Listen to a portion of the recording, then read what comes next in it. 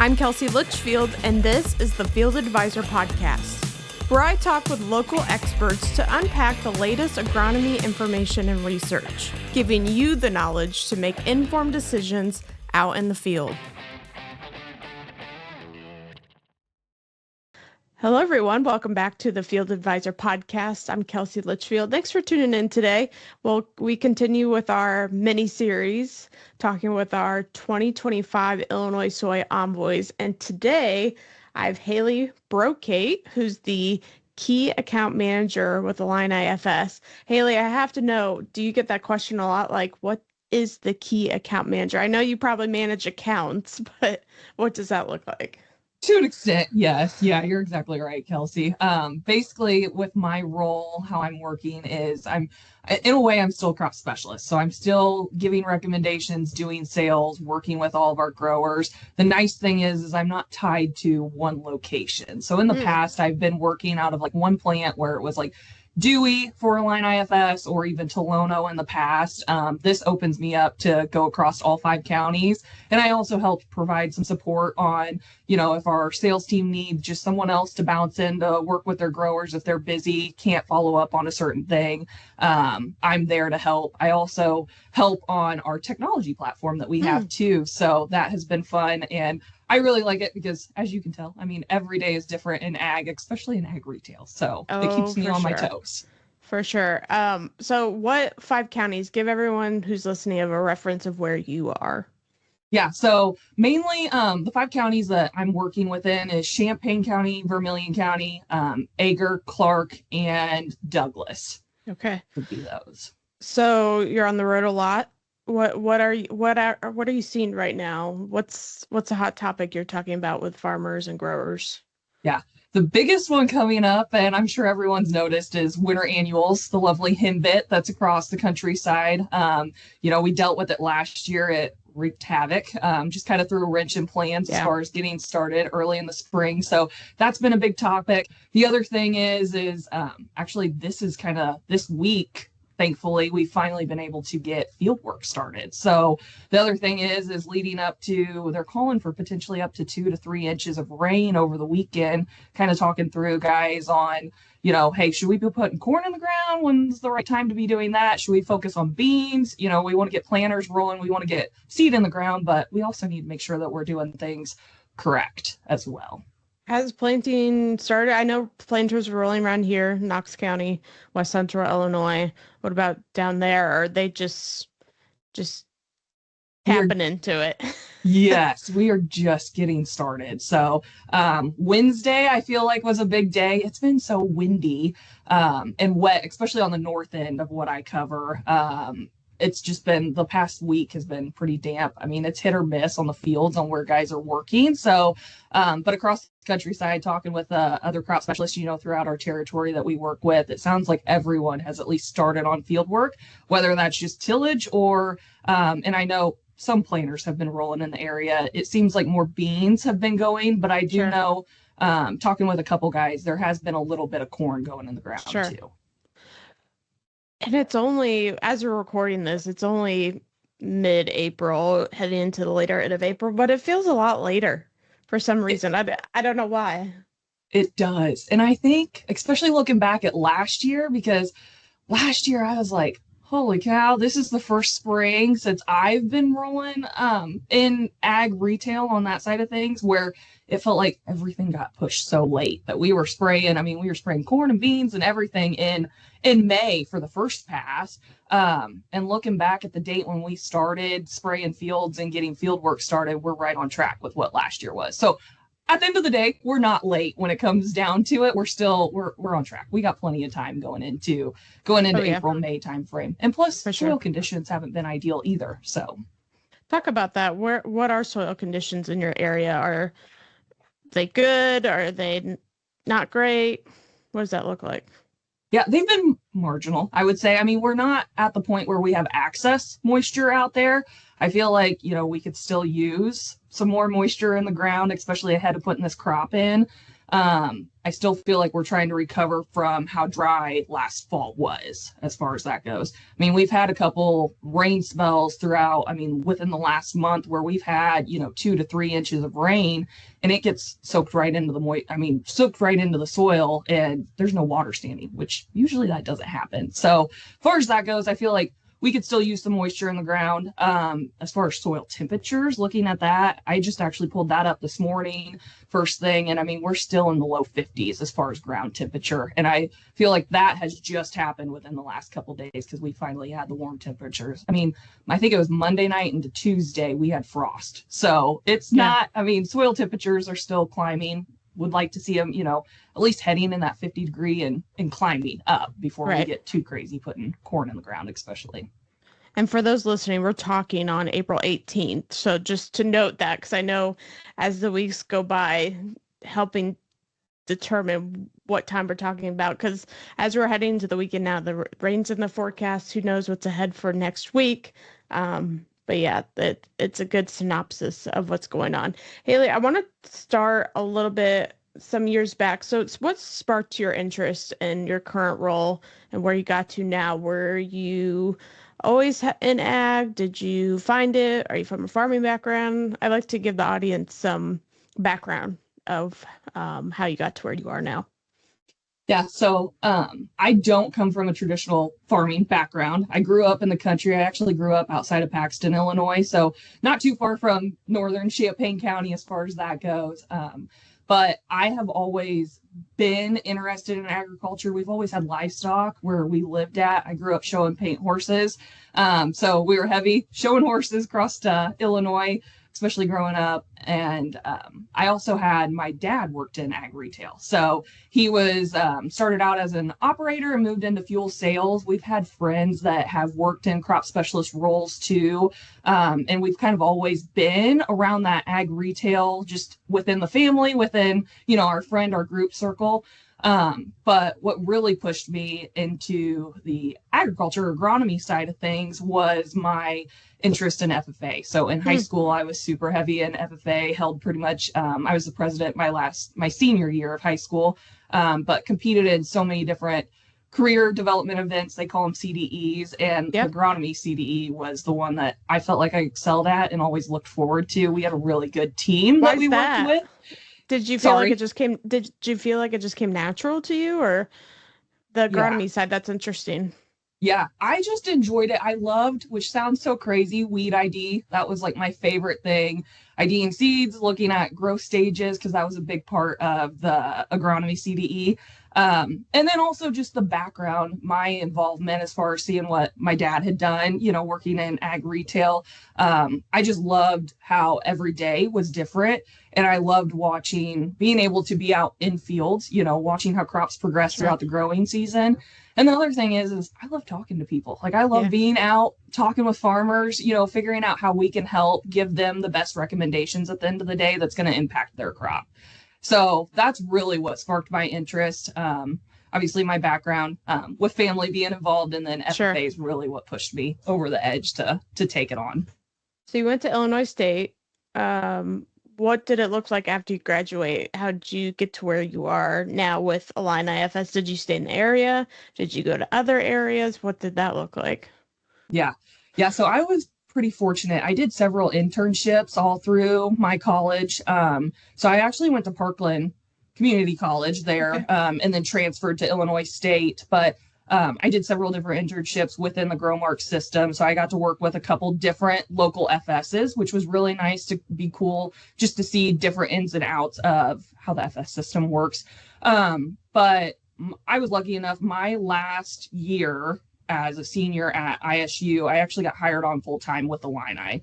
So I worked out of our Potomac facility for about 6 months. And then that led into a full-time crop specialist sales role. So I then transferred to Tolono, got to work there for a couple of years, and had a great opportunity. I've had some really good mentors to kind of lead and guide me on just being a sponge and soaking as much knowledge as I can up, because as you know, the ag industry is constantly changing, especially with all the recommendations that we give. Did you like being in sales? Yes. Yeah. I actually do enjoy it because that gives me the opportunity to be upfront. as far as working, hand in hand with growers, giving them recommendations, and then that leads to a sale. And then I always think about it during fungicide season, because it's like, okay, we put the order in for, field work to be done. And then all of a sudden you see helicopters and planes, and it's just cool how it all comes together, which I know sounds cheesy, but it's just neat to see, your work actually progress and accomplish something. Oh yeah, for sure. If like you said, it feels like you accomplished something, you helped someone through that process, through that challenge. Haley, what would you say your expertise is in if you had to choose, one thing that, not that I'm asking you to focus on one thing, but what do you feel like is your bread and butter when it comes within side of agronomy? Yeah, I feel like that's so hard to choose because there's so many, with nutrient recommendations and weed control and just being out. Like I said, I think in the beginning is I love being out in field scouting. So if I had to pick one, it'd probably be weed control, because I am constantly walking fields, being out in fields, seeing how, our pre-emergence, if our residuals are starting to break, and then when it's time to do a post pass. So that's where I feel like I have the most value come in. Definitely. So every soy envoy, when they apply for this program, has to give their soybean management philosophy. What would you say is yours that you could share with growers that are listening?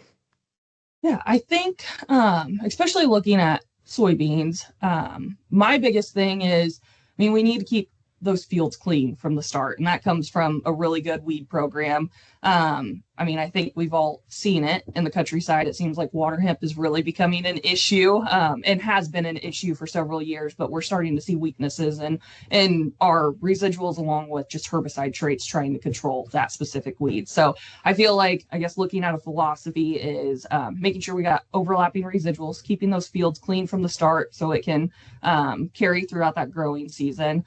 The other big thing is looking at, working with some of the growers that I have, a lot of them, I feel like even going back, when I first started, which hasn't been that long ago, but some of them weren't fertilizing ahead of soybeans. So that, I feel like, has been a trend that I've seen in my short time frame, is really getting my growers that I've been working with fertilizing ahead of soybeans as well, along with ahead of corn as well. Mm-hmm. So that's one thing, making sure we got enough nutrients out there to provide the best yield that we can. Mm-hmm. Are you seeing a lot of farmers getting frustrated with the herbicide resistance? Yeah, very much so. That has been such a big topic of conversation, especially when we were in our prepay timeframe. That December, January timeframe is really when we're sitting down, coming up with plans for this next growing season.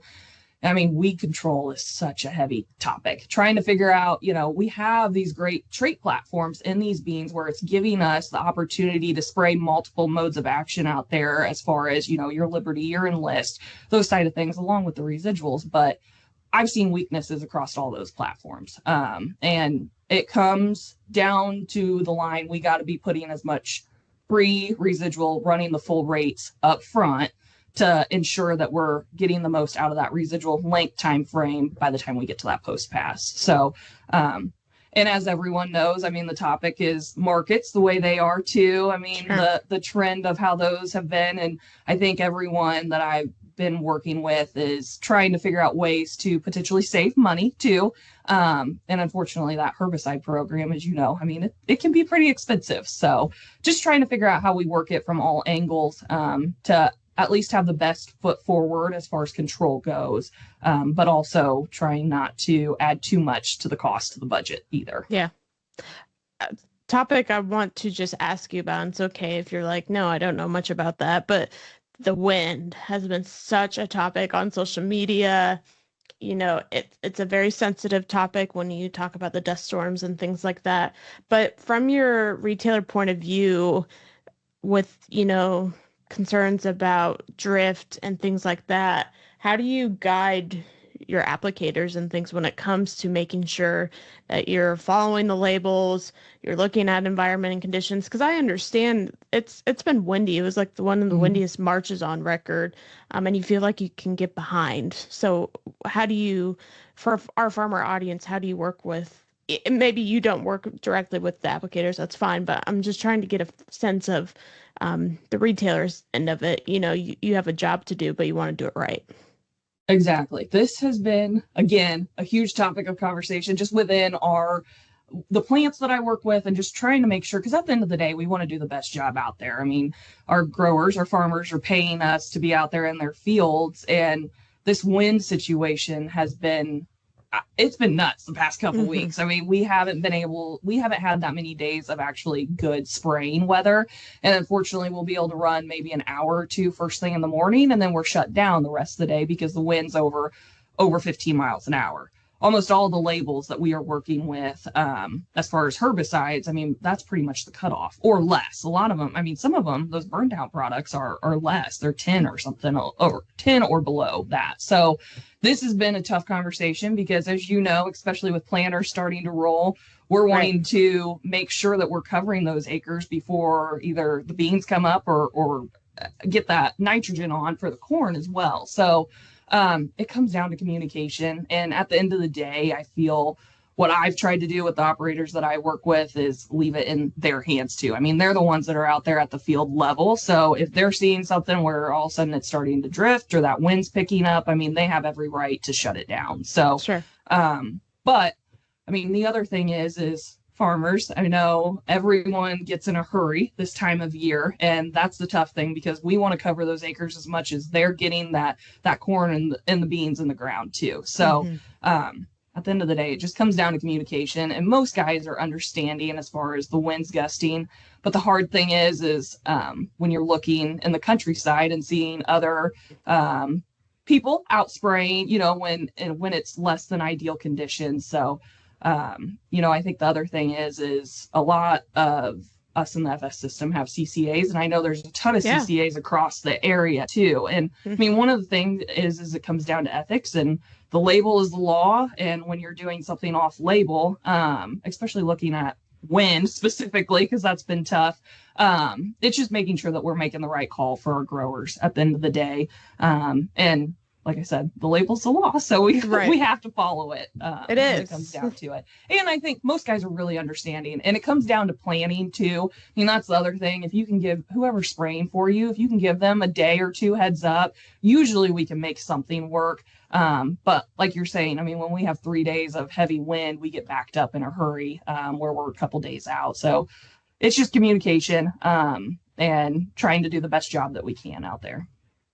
To tag on to that, are you just within the FS system, your observation, are you finding people to do these jobs, like the applicators and things like that? I've heard, not just for FS in general, but I think retail in general, that they're having a hard time. I mean, the whole industry is having a hard time finding people. I mean, the ones that have been doing it for so long are retiring. It seems like the workforce, is it there in your opinion, or is it lacking? It's tough. It's tough right now. It's been tough for a little while. Yeah, you're exactly right. We are struggling to fill operator roles. If I could speak, that'd be wonderful. But that has been a tough situation, just trying to get guys in the door. We've had luck getting younger guys in, but getting them to stick around, that's the other thing, because they get in here and they realize the hours that we're putting in, and a lot of them have young families, and that's tough on the home life. So that's kind of been, I feel like, a struggle there. And you're exactly right. It just seems like, you know, we'll have job postings for operator position or sales position or whatever it is, and it just seems like it takes forever to get anyone to apply for those. And a lot of it is, I mean, you're exactly right. We've had a lot of retired operators. We've had guys that have stuck around for 40 years and then all of a sudden they're retiring, which we know it's coming, but getting those shoes filled is pretty difficult, especially with that knowledge. Yeah, they're leaving with a lot of knowledge and experience. Yes, yeah, which is tough all the way around. And that's one thing going into this spring. I mean, as everyone knows, I mean, last fall, it was dry until November 1st, and then it turned off wet. So anhydrous, we didn't get much done. And hopefully dry was another thing where we got a lot done leading up to that November timeframe. But that's one thing as far as in the retailer seat. It's been tough to, planters are starting to roll. We got, corn going in the ground, beans going in the ground that we got to cover. And then on top of it, anhydrous dry fertilizer, trying to get on too. And when you don't have enough people, you got to shut down one of those machines to get those acres covered, and it's picking and choosing. So yeah, that's been a tough topic. But it's just, yeah. Thank you for being so candid. I'm not trying to stump you. I've just heard like people just have conversations, but I think that's a problem, like I said, across the industry. It is not just retail specific, but I know, like you said, there's a lot of long hours. It's a hard job, especially the seasonal types too, where you're working long days. So curious. Haley, one thing you did add to your expertise was seed placement. Can you talk about that? Yeah, I think it comes down to, especially in soybeans. I mean, I feel like that has been something, especially since I started, where beans, I mean, some guys are more progressive where they have been focusing on placement, but I feel like a lot of the guys that I've been working with, it's just, hey, what do you got for soybeans? What maturity does it fall into? And we're not necessarily looking at the advanced traits, looking at, do they have a soybean cyst nematode trait? How do they perform? Are they more of a bushy or, straight up plant where maybe we need to be looking at, 15-inch rows or 30-inch rows as far as placement goes. And I mean, it even comes down to just placement. Is this more of a defensive bean or one that, we can feed and it's going to perform on? So that's where, when I'm looking at soybeans placement, especially looking at the growers that I'm working with, is trying to figure out levels. I mean, I feel like soybean cyst nematode has been a topic of conversation in the past year or two. So seed treatment, placement on those, and trait, making sure that it's got a peaking trait or the PI trait as well is kind of where we've been leaning. Is that a conversation that's coming up more and more? I mean, we see, I think it was 1.5 billion in losses due to that one pest. Are you seeing it come up more? Because I don't know if it feels like we've become numb. We know soybean cyst nematode's a problem, but it's like, well, there's also been seen resistance too. So out in the fields, growers, are they talking about that? Yeah, that's been it. I feel like it hasn't been talked about. I feel like it's almost been like a forgotten thing. Like we dealt with it years ago, and then it just kind of, we were looking at all these other things, whether it was fungicide or disease, advancement on that side of things. And then all of a sudden, hey, our beans are starting to plateau as far as yield potential, where you're getting, maybe you're in that mid 70s or less. And we're trying everything as far as the fungicide. We got good seed treatment on there. That's where guys are starting to lean like, hey, maybe we have pressure out here, or where they've seen pockets in fields where the beans are just not performing. So that has been, especially in the last, I would say, year and a half, it seems like more and more guys that are trying to push yield, trying to get to the next level on that bean yield potential, that they're starting to look at that. And I think it's helped with testing that I believe you guys have offered too. Yes, I was going to mention that. Illinois Soybean Association funds, the checkoff funds, an SCN testing program, which we commonly promote more in the fall, in the spring, but you can really do it at any time. It just seems like it's more common to do it in the fall and in spring when the crop's out of the ground and not in. So yeah, and I've heard, I mean, I just met with a guy down by Oakwood a couple weeks ago, and he specifically said that he had done soybean testing, or soybean cyst nematode testing, and was talking about his levels and that they were off the charts in a couple of his fields. So he's looking at, trying some overtreatment and different seed treatment to try to help combat that. So to answer your question, it's definitely coming up more and more. Yeah, and good to track too. I'd be curious to see how all that, it's good to recognize you have a problem, but then also trying to help control it. And we will be having some results come out in the June issue of Field and Bean when we have our annual insights report, where Nathan Schroeder, who leads that project at U of I, will be talking more about that. But hopefully that's helping growers get out and whomever their retailer might be, or whoever does their soil sampling, getting to know about that program too. So awesome. Well, I want to do a rapid fire round, Haley, but before I do that, anything else like agronomic wise you want to tell our farmer audience, whether it comes to soybeans? We talk about corn, wheat, double crop, anything else that you've been seeing out in the fields that you want to share?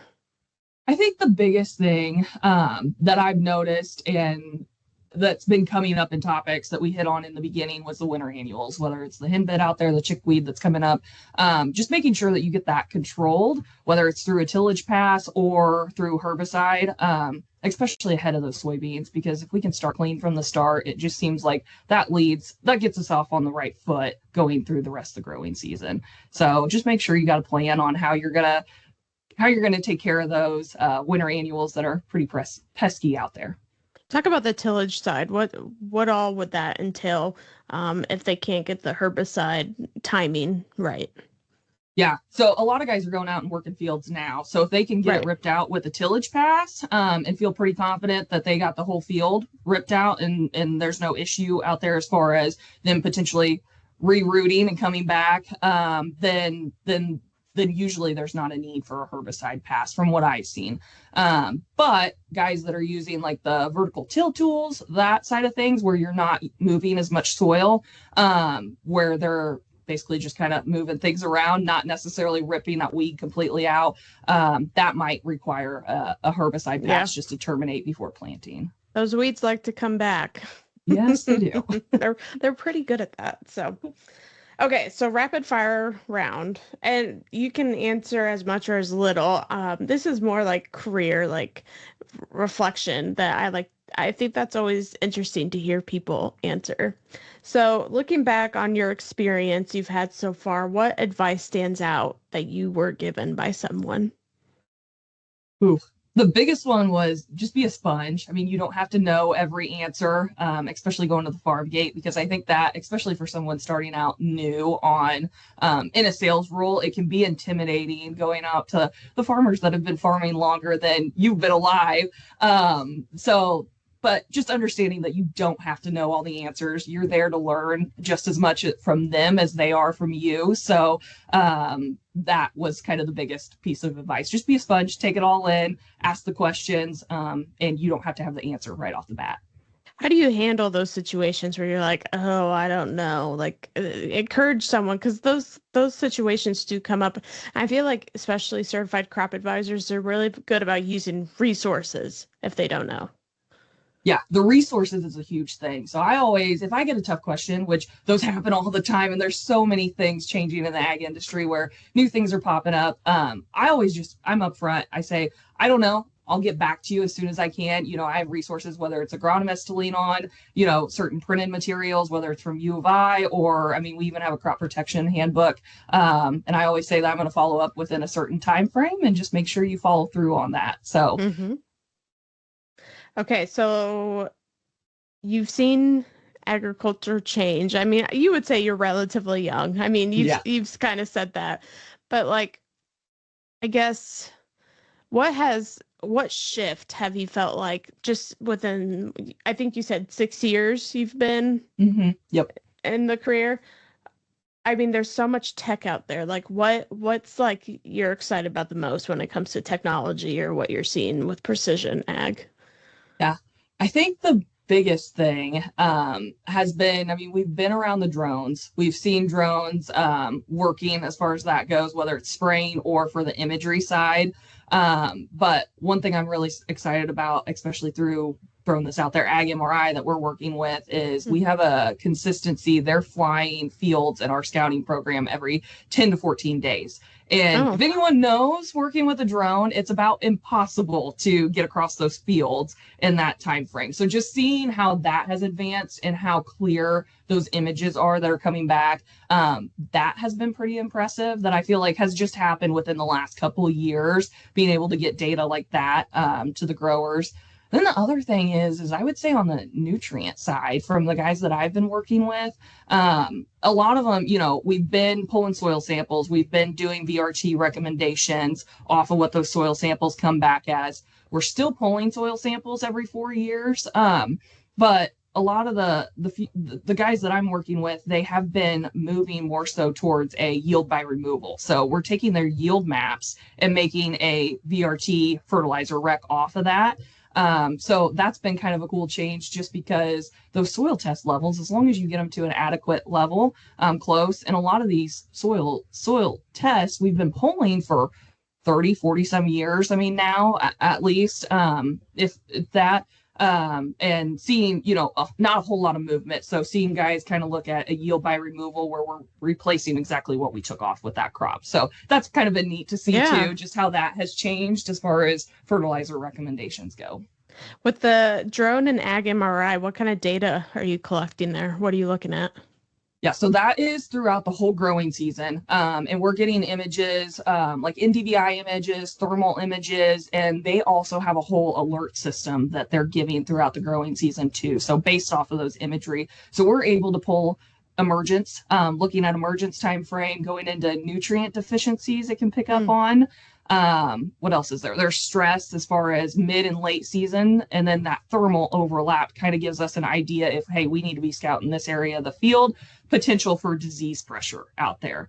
And they're even to the point where they're doing yield estimates based off that imagery, which is just mind blowing to me that you can do that. It's pretty cool.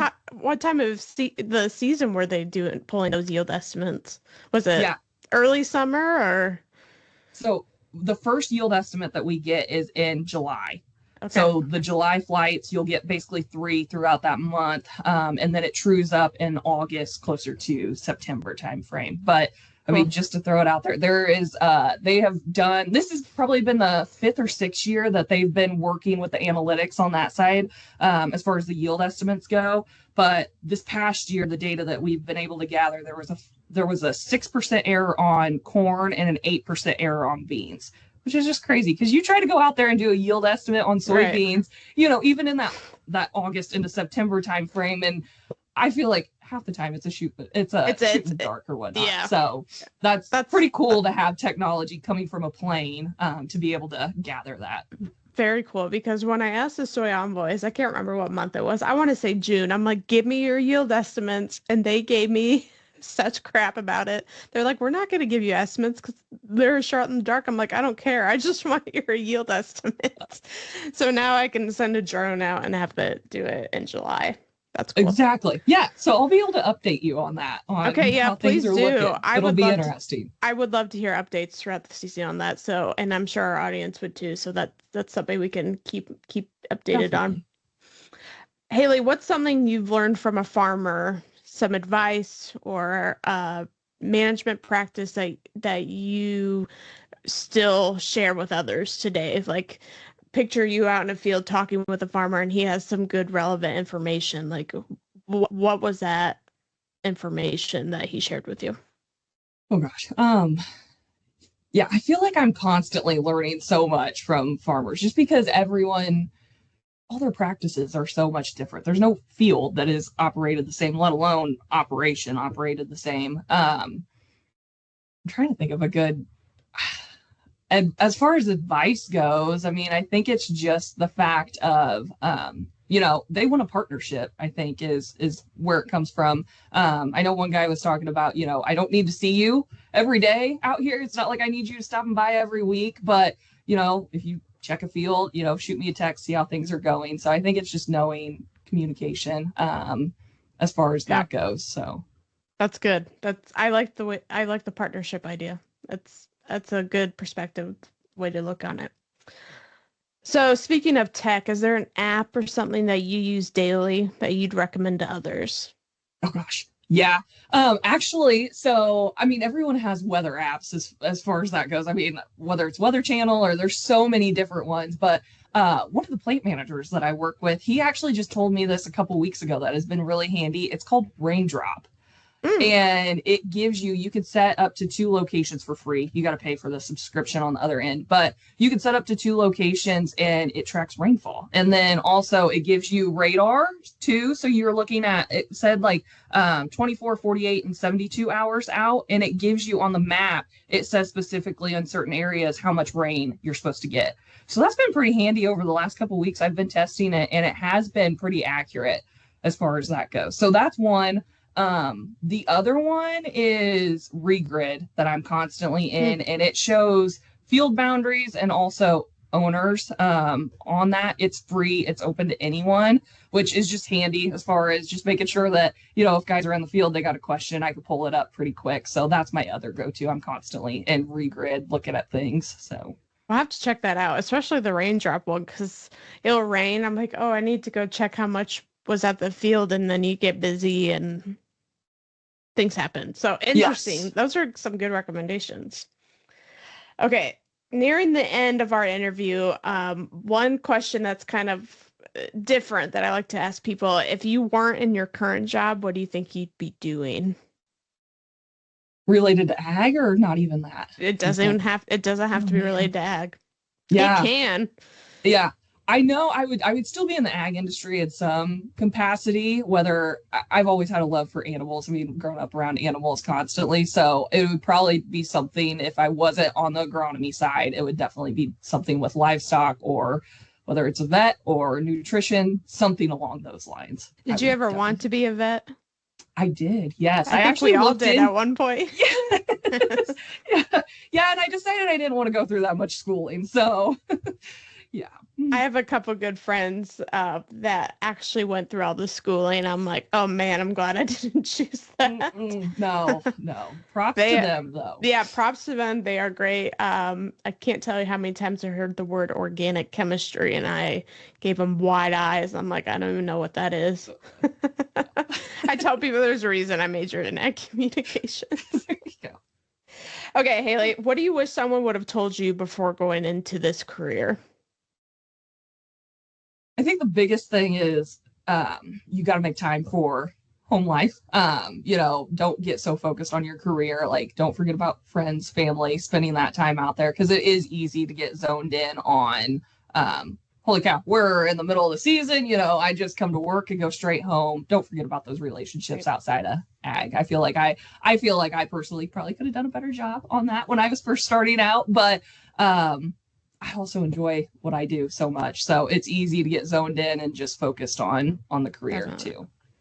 Great answer. I think that's a good place to leave it. Anything else that you want to share with our audience and our get to know you episode?